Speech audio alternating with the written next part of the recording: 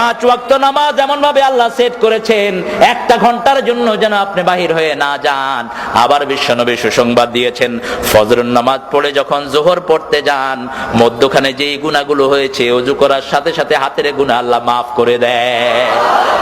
মুখে পানি দেওয়ার সাথে মুখের গুনাহ মাফ হয়ে যায়, পায়ে পানি পড়ার সাথে সাথে পায়ের গুনাহ মাফ হয়ে যায়। আবার এক জুমা পড়লেন আরেক জুমা পর্যন্ত গুনাহগুলো কাফফারা হয়ে যায়।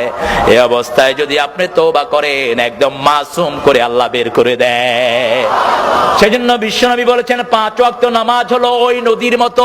একটা বাড়ির সামনে দিয়ে যদি একটা নদী প্রবাহিত হয়, সেই নদীতে যদি কেউ 5 বার গোসল করে, তার গায়ে কোনো ময়লা থাকবে? একবার গোসল করলেই তো ময়লা পরিষ্কার।